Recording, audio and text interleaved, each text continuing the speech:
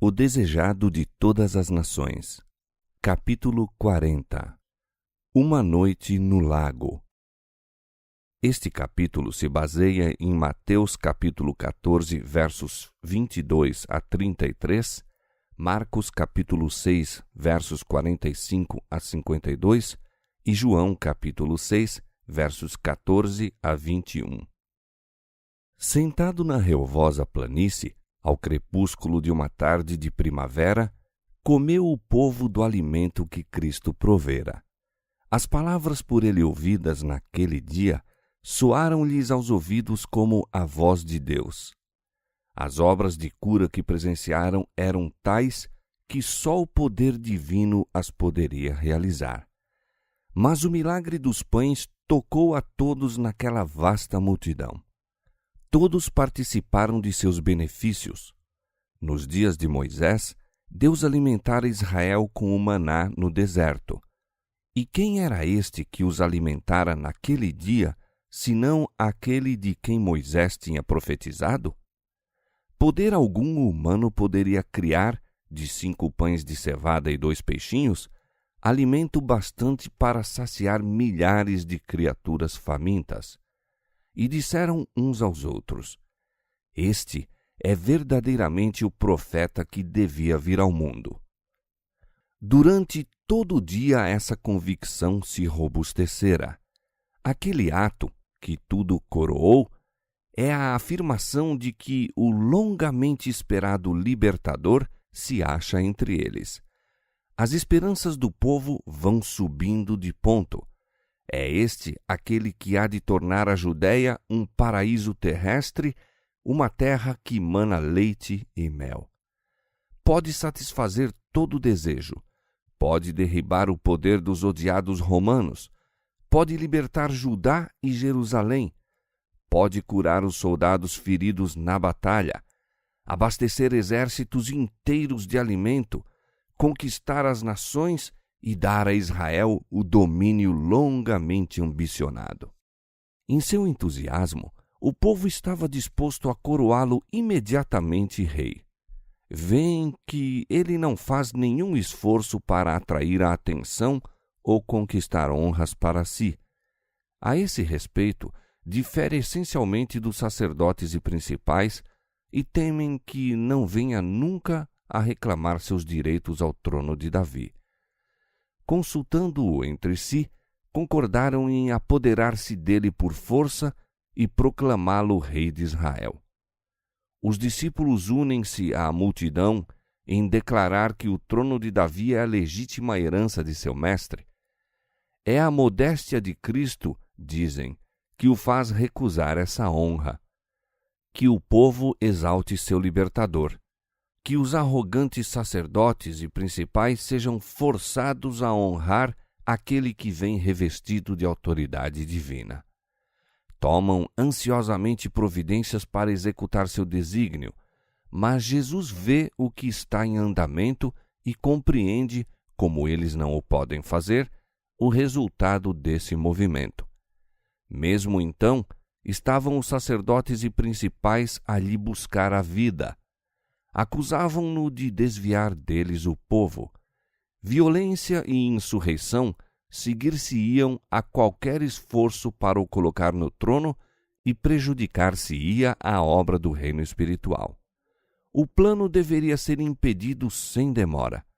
Chamando os discípulos, Jesus ordena-lhes que tomem o barco e voltem imediatamente para Cafarnaum, deixando-o para despedir a multidão. Nunca dantes uma ordem de Cristo parecera tão impossível de cumprir. Os discípulos haviam de há muito esperado um movimento popular para colocar Jesus no trono. Não podiam suportar a ideia de que todo esse entusiasmo viesse a dar em nada. As multidões que estavam congregando para assistir à Páscoa achavam-se ansiosas por ver o novo profeta. A seus seguidores, esta se afigurava a oportunidade áurea de estabelecer seu amado mestre no trono de Israel. No ardor dessa nova ambição, duro lhes era afastar-se e deixarem Jesus sozinho naquela desolada praia. protestaram contra essa medida, mas Jesus falou então com uma autoridade que nunca dantes assumira para com eles. Sabiam que seria inútil qualquer oposição de sua parte e, silenciosos, dirigiram-se para o mar. Cristo manda então à massa que se disperse, e tão incisiva é sua maneira que não lhe ousam desobedecer.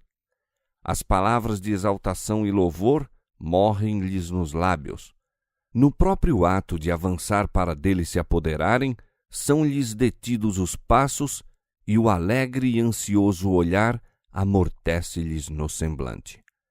Há naquela multidão homens de espírito vigoroso e firme determinação. O régio porte de Jesus, porém, e suas breves e serenas palavras de ordem aquietam o tumulto, frustrando-lhes os desígnios. Nele reconhecem poder superior a toda terrena autoridade e, sem uma réplica, submetem-se. Quando a sós, Jesus subiu ao monte para orar à parte. Durante horas continuou a suplicar perante Deus. Não por si mesmo, mas pelos homens eram aquelas orações. Rogava poder para revelar aos mesmos o divino caráter de sua missão, a fim de que Satanás não lhes cegasse o entendimento e pervertesse o juízo. O Salvador sabia que seus dias de ministério pessoal na terra em breve chegariam ao termo e que poucos o receberiam como seu Redentor. Em angústia e lutas de alma, orava pelos discípulos. Haviam de ser duramente provados. Suas esperanças, tão longamente acariciadas, baseadas numa ilusão popular, haviam de lhes trazer a mais dolorosa e humilhante decepção. Em lugar de sua exaltação ao trono de Davi, haveriam de testemunhar-lhe a crucifixão. Essa deveria, na verdade, ser sua coroação. No entanto, não o percebiam e, em consequência, grandes seriam as tentações a sobrevir-lhes, as quais difícil lhe seria reconhecer como tentações. Sem o Espírito Santo para iluminar a mente e ampliar a compreensão, a fé dos discípulos faleceria. Penoso era a Jesus ver que o conceito deles quanto a seu reino se limitasse a tão grande parte ao engrandecimento e honra mundanos. Oprimia-o o peso da preocupação por eles e derramava suas súplicas com acerba angústia e lágrimas. Os discípulos não partiram imediatamente, segundo as instruções de Jesus.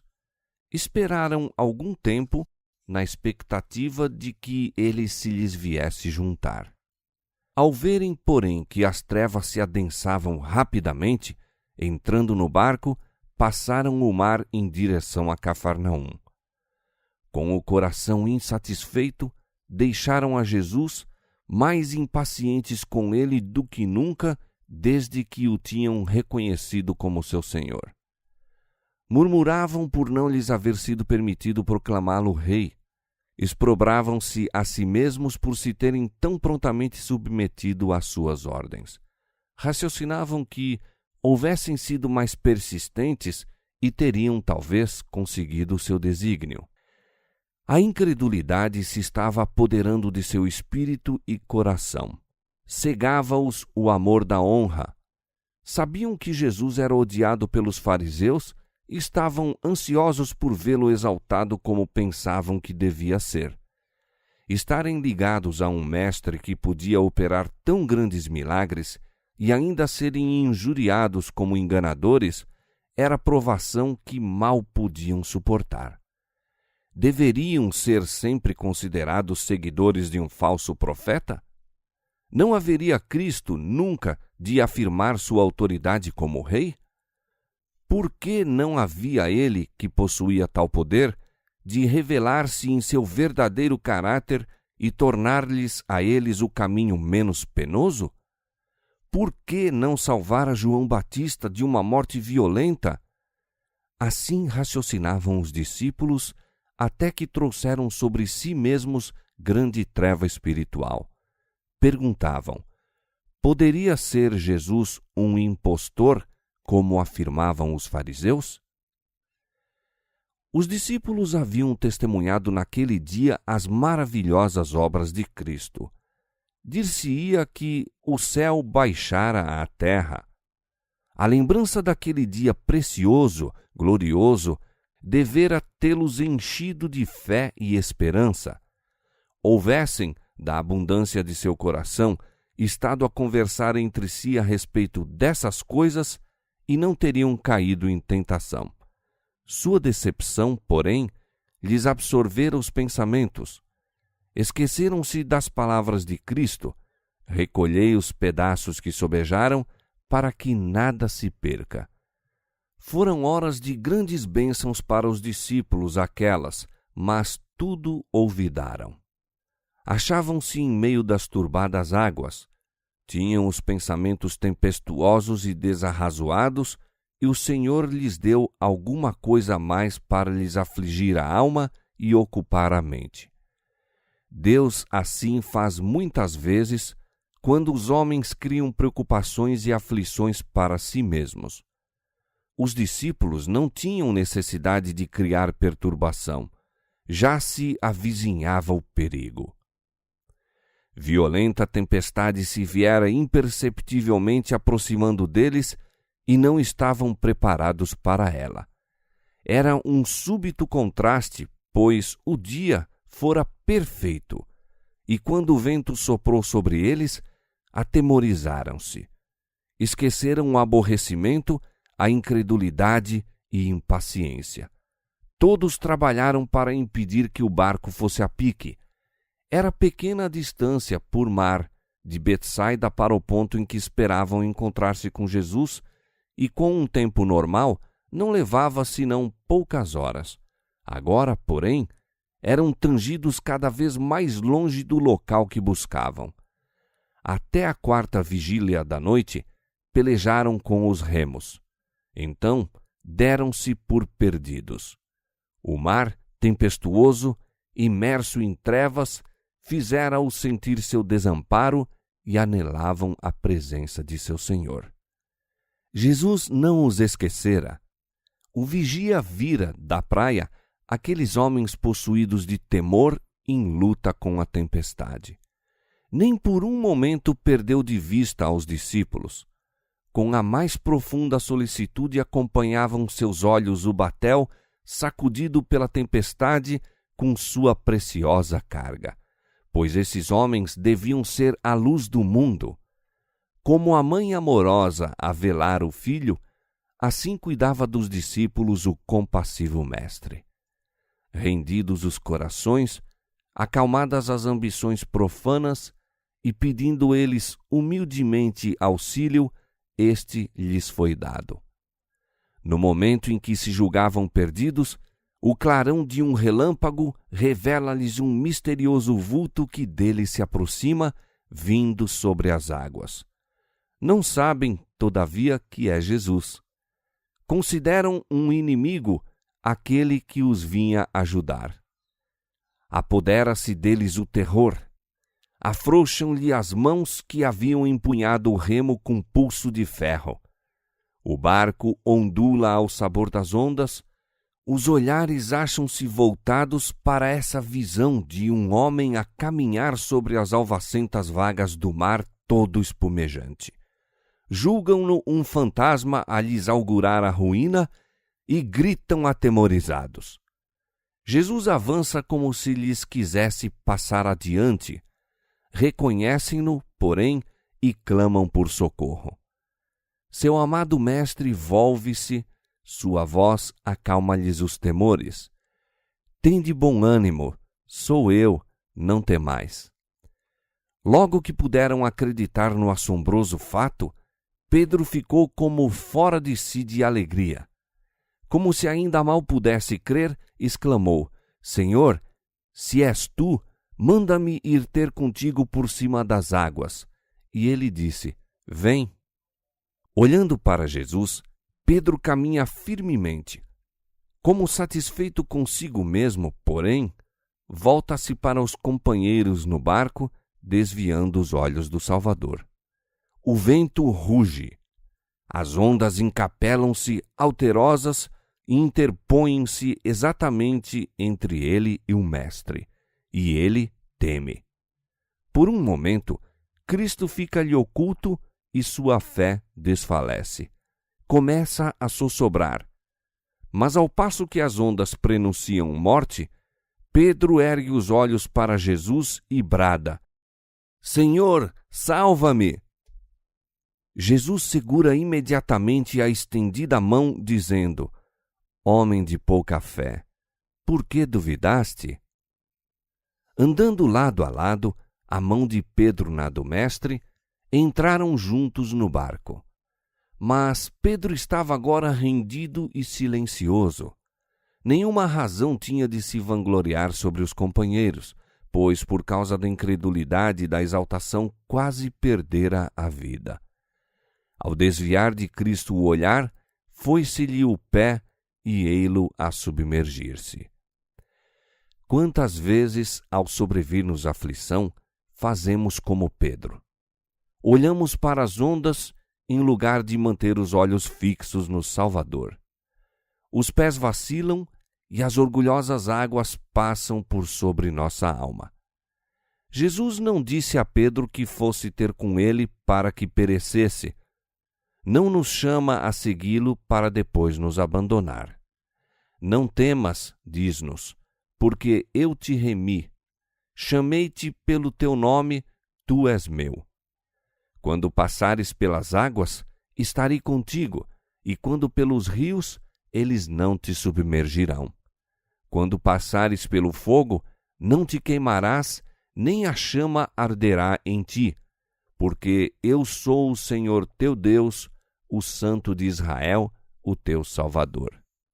Isaías 43, versos 1 a 3. Jesus lia o caráter dos discípulos. Sabia quão dolorosamente seria provada a sua fé. Nesse incidente no mar, desejava mostrar a Pedro sua própria fraqueza, que sua segurança dependia constantemente do poder divino. Em meio das tempestades da tentação, só podia andar em segurança quando, desconfiando inteiramente de si mesmo, descansasse no Salvador. Era no ponto que mais forte se julgava que Pedro era fraco, e enquanto não discernisse sua fraqueza, não poderia compreender quanto necessitava de confiar em Cristo. Houvesse aprendido a lição que Jesus lhe buscou ensinar naquele incidente no lago, e não teria fracassado quando a grande prova lhe sobreveio. Dia a dia instrui Deus a seus filhos. Pelas circunstâncias da vida diária, prepara-os para a parte que têm de desempenhar naquele mais vasto cenário que sua providência lhes designou. É o resultado de sua diária prova que determina a vitória ou derrota deles na grande crise da vida. Os que deixam de compreender sua contínua dependência de Deus serão vencidos pela tentação. Podemos entender agora que nosso pé se acha firme e jamais seremos abalados. Podemos dizer com confiança: eu sei em quem tenho crido, coisa alguma pode abalar minha confiança em Deus e sua palavra. Mas Satanás está planejando aproveitar-se de nossos traços de caráter hereditários e cultivados e cegar-nos os olhos para nossas necessidades e defeitos. Unicamente compreendendo a própria fraqueza e olhando firmemente para Jesus, podemos caminhar com segurança. Tão depressa tomou Jesus lugar no barco, o vento cessou, e logo o barco chegou à terra para onde iam. A noite de horror foi seguida pelo raiar da aurora. Os discípulos e outros que se achavam no barco inclinaram-se aos pés de Jesus, corações agradecidos, dizendo: És verdadeiramente o Filho de Deus.